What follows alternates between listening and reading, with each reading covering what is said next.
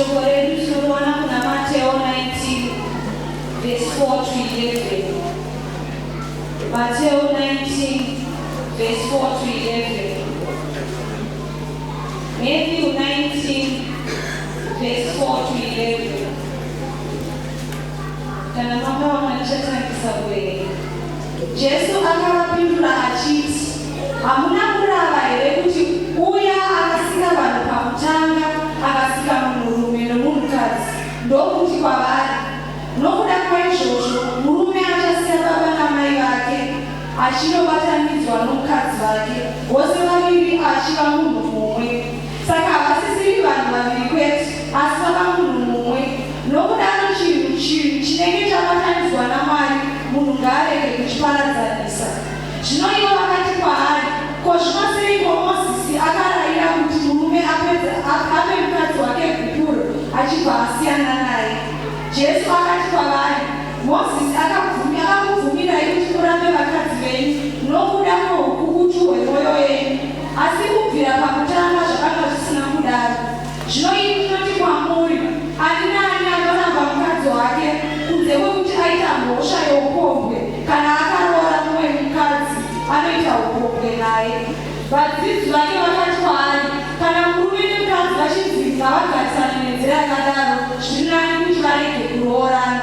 Ipapo Jesu ndokubva ati kwavari, havasiri vanhu vose vanonzwisisa shoko iri nokurigamuchira, asi vaya chete vanenge vakasarudzwa naMwari. Havasiri vanhu vose vanonzwisisa shoko iri nokurigamuchira, asi vaya chete vanenge vakasarudzwa naMwari. Shoko raMwari kuvanhu vaMwari.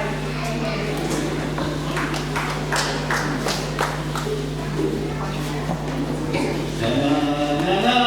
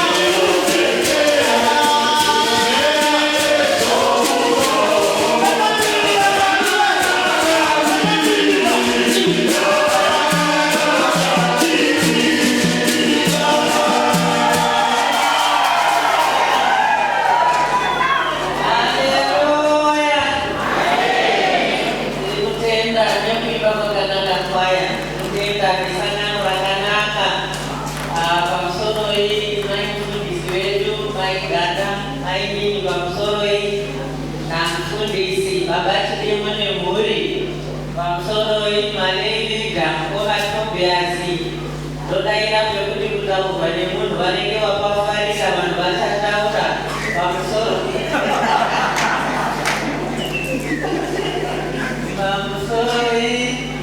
mukoma Esteri Damara pamusoro iyi vasikana vakabatawo basa panguva yavo zvakavagwazi vakabata basa taizoziva tiri kusangana vakamuka kuimba hakuna zita kunga Jesu tozwa nemaukira endenga makazviita nekubata basa irori pamusoro iyi amagerwendo vakwambo vari mukati umo pamusoro iyi makatini vakwambo vari kutungamirwa nemukwambo gwara vanakomana vanasikana vakawandisa vana mai vamusumba pamusoro vana mukanya pamusoro huri yacho vana makombe pamusoro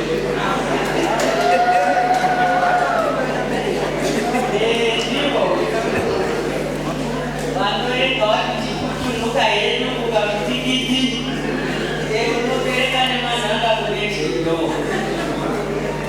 ndinezvetimine tindiri pano hangu asi pateti regaitibati musoro wenyaya auga kuti topic tinogashira sei spouse yambokuda kwemakore kuendayo kunofara tinomugashira sei wakuda kuenda ake kofara tomugashira sei topic haisi kuti tomudhivosa sei yati tomugashira sei ndozvekutaura topic panapa ndiri kutarisa nyaya munhu wambokuda kofara hake achizodzoka ndakaona kuti haisi divorce uye asi padivorce nekuti divorce munobvera kundokurukurirana kuti ndakurambana uye haisi separation futi vanhu nekuti separation mazuva ano vanhu vari kuti chimbondipa ispace hamunoti space yatinakamira sei chimbondipa space ndozodini hangu ndozodzoka uyu ndaani kuona kuti chimuti iabandonimei wanoita abandon munhu unobuda kungofara hatakuda kuti ngatichirambane ngatidini unozotoona munhu adini madzironi aenda pana vananyora panapa kuti topic yetiri kutaura isakani mudiki kana ari panechido ukamuzwa kuti sakani uri kwamukoyi unokudherera maningi maigwara namai makwero but asiyosu ngekuti uri kunechido akasvika pako akandokusikiza asakuronga maunokuziya kuti wakaima unokusikiza unokudai chendo unobvaona kuti mai pane chikara asi kana ndiri kutaura ari kunechido unoti haadai ndiri handizwako ngekuti uri kunechido regai ndikurukure nhasi tichitaura kuti uri kunechido ndichiziva kuti akasvika tinomunzwa kana munhu aita abandonment tati unongosiyawo bvaenda asi paanosiya nekuenda hazvirevi kuti pane vanenge vasingaziviba ukamhanya kotaura vanatete kuti munhu uyu kumba ungu asi kutsarukana kuyaba vanoti tazvizwa ukataurira vana baba munhu vanoti tadini tazvizwa ngekuti corruption iri kwese kwese haisi ndoti kwetinofunga kunyango yako nemumisha corruption iripi irimo ngekuti vanatete vakutengerwa chimonaka ndima mwoyo nekuti kana mamwoyo asvika pana kumwene wazvo unoda kudemonstrata kuti mwene wazvo haagoni iri dini ndinogona vanhu vagotenderwa magurosari corruption yatotanga vanhu vagotenderwa nemateredini nemazambia maafrican ataya havakutaurira kuti mwene wazvo aashasha yakaenda kwamamoyo vanotidzoka ugare kumba mwana mudoko yaunochemera siyana naye ukabva vadaro yacorruption vari kuziva mwari waenda iwe ndinodasi usiri kuzviziva baa abandonment wakadini hake aenda nekuti corruption iri pese pese inonakidza tichitaura yekunext door yepedo ndisingadini vaisusu ndisingaioni ndiko corruption kumushabe vano nyara chaizo vachiziziva havo kuti shasha yakaenda kwamamu ambeno kana ichadzoka kana kuti aidini aitadzoki vana here asi iwewe manje samai mumusha iwanoiti wazukuru paunofarira nawo nato ndotinodzokokuruna nzeve kuti muya siyanai nawo sekuru vari mayekoziziro ndakatombenganyiriko ndakavaona vari vanokuudza kuti muya sekuru varipo vagobva vaisivhiu siyanai nazvo zvinokatandikaurire vanhu vese vese mumusha hapana chivanogamba ivana masiyaiwo anoningana mumusha kandi mumusha mune corruption saka mumusha munofanira kuva mune masiyaiwo anozokurumadzira kuti mbuya kugara henyu vakangauya vazukuru vombo vako vaisivhiu vanokutaurira kuisa vanaka vakaisa vanokutaurira asi ndiri kuti vanamai vanababa kunyanya vanamai vanochema-chema munazochema muchiziva kuti ndiri makasarudza mega murume wedu vana vavo vanochema vachinga vakarodzwa vozoti hezvo ndiri kugadzira topic yangu ndakandiri kufunga kandiokainoti mai nababa usandicheme kana ndafa nehondo ndini ndakazvida kufira dzibake vakechete nevamwe unazotorega mari wae ndiri ndakamuda makombe uyu ndiri ndakamuda parasomo uyu mai nababa ndiri ndakazvida usacheme kukamakarodzwa kaka vafuka kudaro kuti ndiri ndakazvida kamapi taurira denga rinoti kuti wakazvidana nangu asi handikusiyiwa kadarova total exit ndakayasvikadenga ana total exit royanogadzirisa nokuti mukataurira vanhu vane corruption vane corruption asi inodenga izvo tekaro yako tavamirirwa kuti exit inini kutotiwo exit amenoigira zvakangu inobuda zvakamutaurira denga kusama mastatus atichiti munhu aatodiba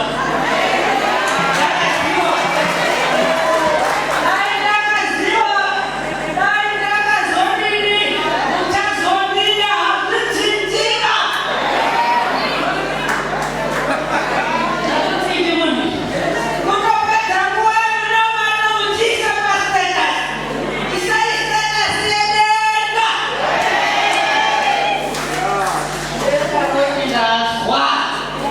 ndakazoti ndazwa kuchena ndiri kutaura vabava abandonment vasiya vanotora hembe 1 kuzogona masheti wodhiropo yakura izvo kunonga mane special ndiri kuenda 1 abandonment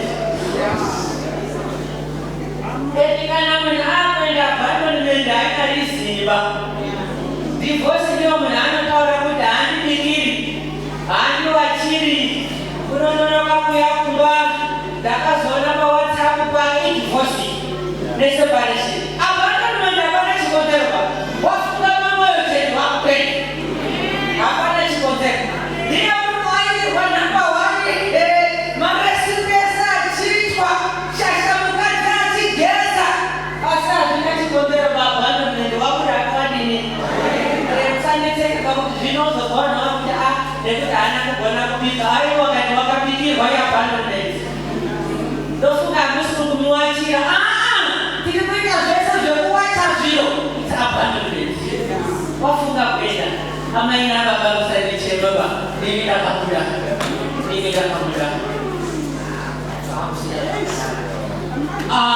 regai ndiyo gore vane vamwe mai vakauya kumba kwangu vanetsanawo nemurume wavo ndobva vauya vachichema mainyambari ndauya ma2008-2009 tikati chidhodha unobona kuti pane zvinaumira mushe ndikanzi ndofunga nyaya makaedza murume wangu wane mwana nemumwe mukadzi saka handichamudi ndikati hauchamudi ndikataiwa zvakanaka ndobva ndasimuka wakotora imbo yangu ndoga ndauya nayo ndauya neimbo kuti tikutondera kwawakachata ndakambiriko here ndiri kuzviziva maiweiko ndikati zvakanaka kana uri kuzviziva ndobva ndamutorera imbo iyoyi kubva ndaverenga ini tarate ndichibva ndati taura zita rako ndinokutora iwe taura remurume wako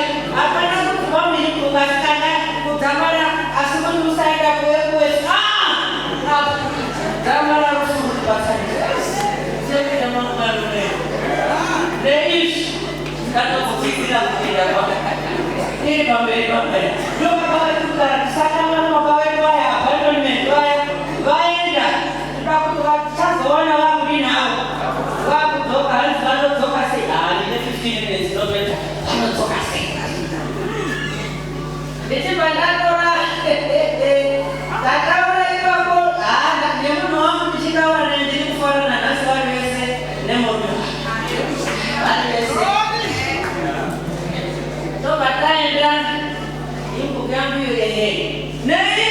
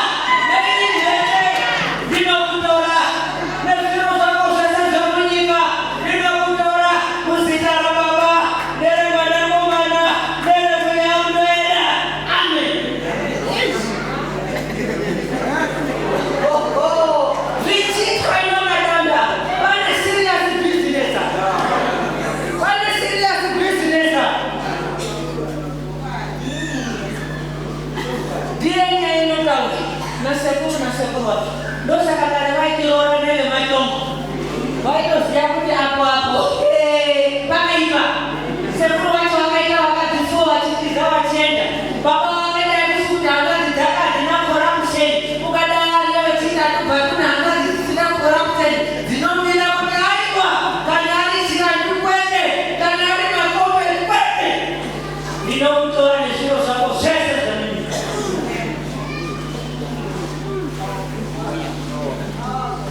zviro zvako zvese zvamunyika imuri kuti zvinunendeki zomuri kuchakaba vane ruchaka nemunendeki mungatsika chini kutsika mhepo here unazo zvainacho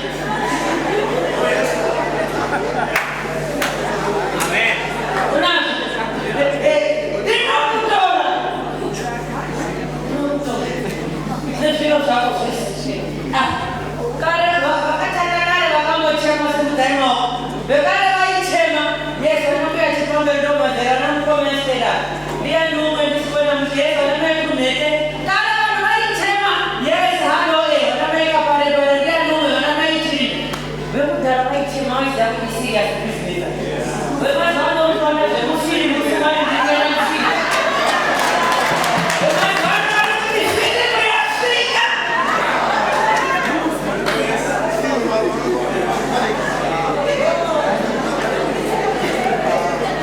hakuna filimu shoma hakuna filimu ba ndinokutora iwe navhai kana navhai angetekiyezi mukadzi wanavhai urikutora netumusika twakwa navhai pepekiyezi unotora navhai asi kuchinja nhasi pake kuti wapfeka suku apa nepepekiyezi zvose uri kuzvitsinga izvi ndinokutora serious business inoda munamata momba inoda munamata vasina kuti uri kubira sei vasina kuti uri kunamata sei iwe vanonyanya kunamatwa wacho you will be abandoned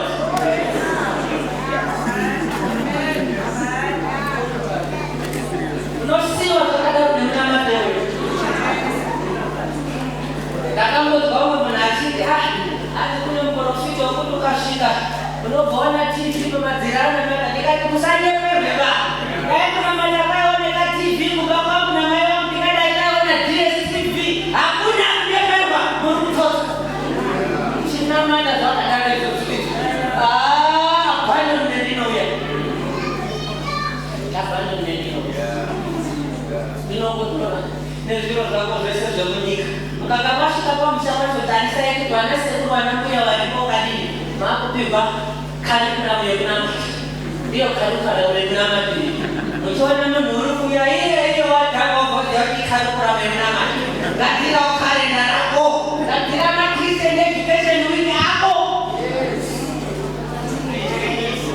ngatirawo ndinogara ndichitaura kuti vakwamai vangu gore rega rega musoro pedu vani vano vanotozviziva pano gore vanichivarwa pane kwamunamatopungu ikalenda yekuva kwedu pamagamba pega pega mai vangu vaiendesa bhukera rakadai kazi handina mwana wakaenda kuhondo vachirega inditendi wakadini takambotanga tichi mai zvenyu zvikati makaenda kuhondera hamuzi rega inditendi wakaenda kuhondo ichiendeswa musi wakati taitozviziva kalenda makristu anofamba asina kalenda kumirira christian week worship week your own calendar muhondo munhu unoti vhiki rese rinondituhana zuva repakalenda rekutsanya vhiki rese mande chipiri chitatu china chishanu mugopera soni not even one day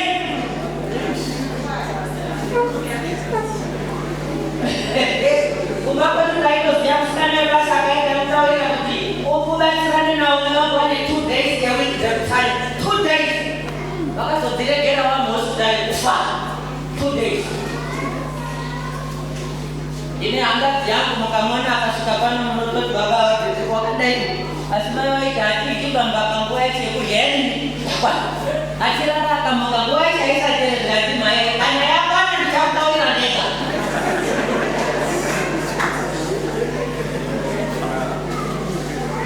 zviro zvese zviserious business abandonment ndinawo magamba atakaona vasiva nevarume vasivai munamatira every manheru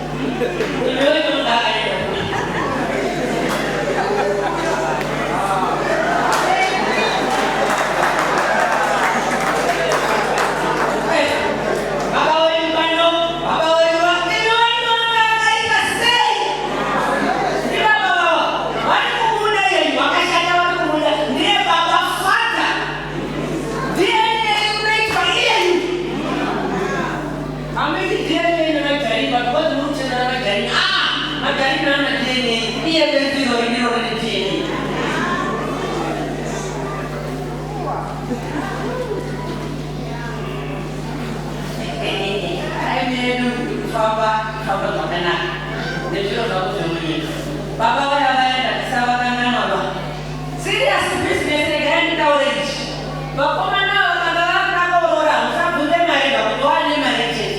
Vanhu vanongobvunza mari, vana vanoda kubvunza kuti wakapasa maths here, science here, nephysics here, ngavabvunzwa, are you ready for the family? Tobias, are you ready for the family?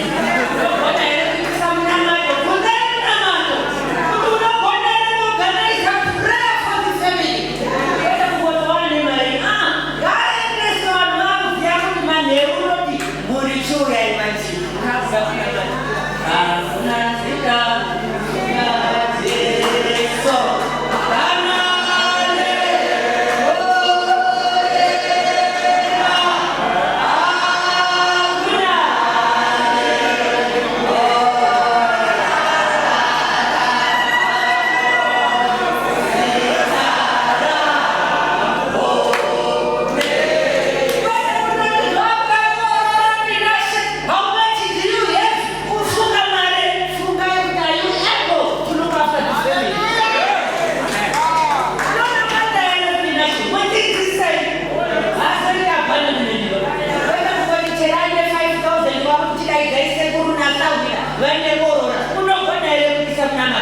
Marriage is not about money. Marriage is spiritual.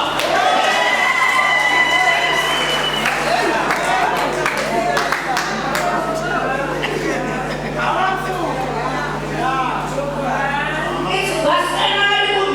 Marriage is not about this person. I always not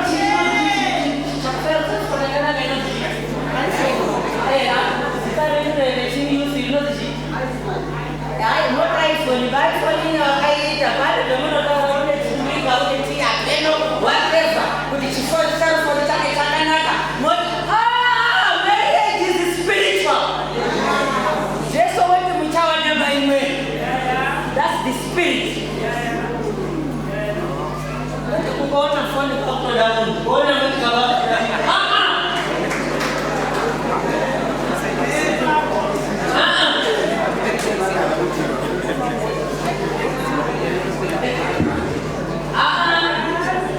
marriage is spiritual. Jesu wetu mritu wa mchawa wine. Wanaona it's a spirit thing. It's a spirit thing. Simame kwa kwa kutoka au. Bana kidoka.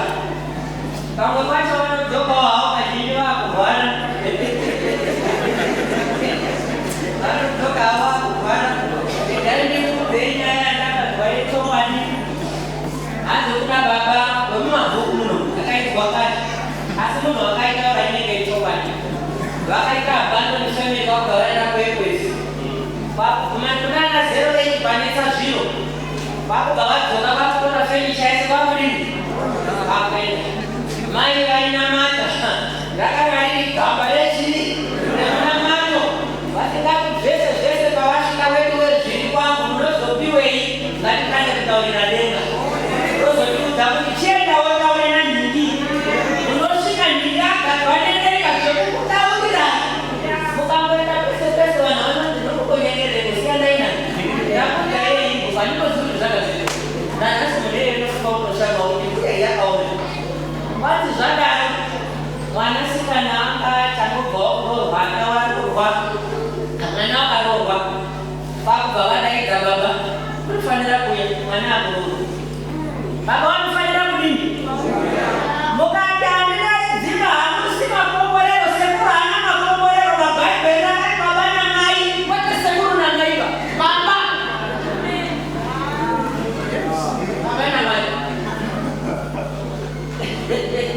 Abana mai. Kana mnapo ba, dai baba. Ako hora, dai baba food. Saka an baba ya pendao, aiwa ya chuko na mat. Pano. Mpasha ni kazi wa baba ya South Africa wana basa. Kanifeni chai ndo nini? Feni cha kadani mpasha. Kana wana mata, katao baba na bidega ndeni chidona, bishikati risa. Mpasha kanifeni chai ese lakini kwa baba yetu. Sinde wakatole kwa shiri. Kumbe yato zara wani Zapali baba ndio. Bidega niko siashi kuita. Hata ombea sana. Hapa ndo mazwai, hapa nyingi wanawai.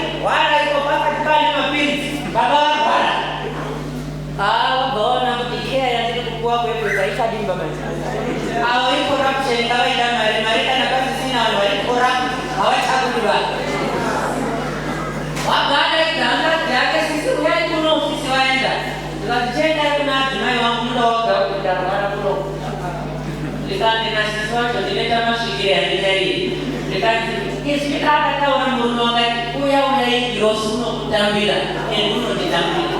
Jadi orang muda pun tidak akan berdoa dan faham.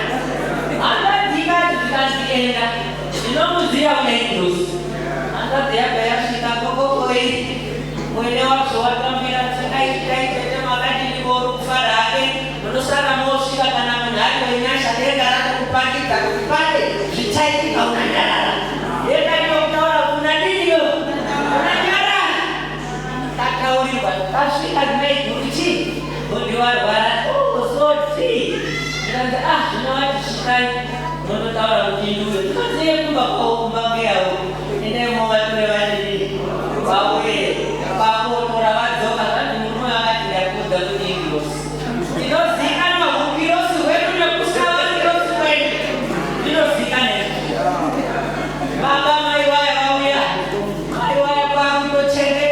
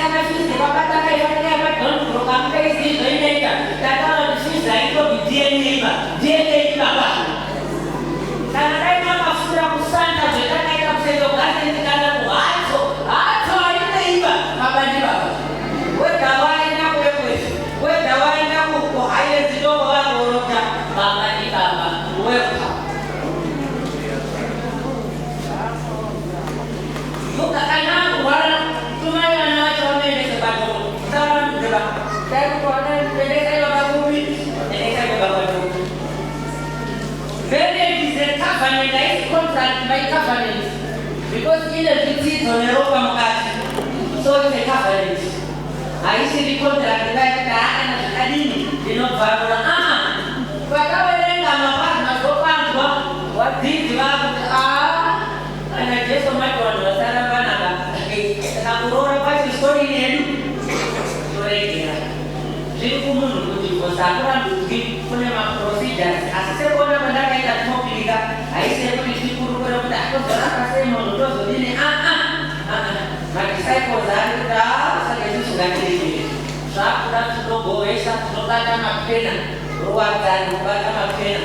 The Jesus Christ, while down at 22, verse 12 to 13. Could I tackle you down where Rabbi Zaganaka, but it's a combine of the rest of Chafava Zaganaka, the Maya Flora and Chafava Zaganaka, my youth was some money, beauty, Yakanaka, Sai, the river, Chakai Mari, Balumina.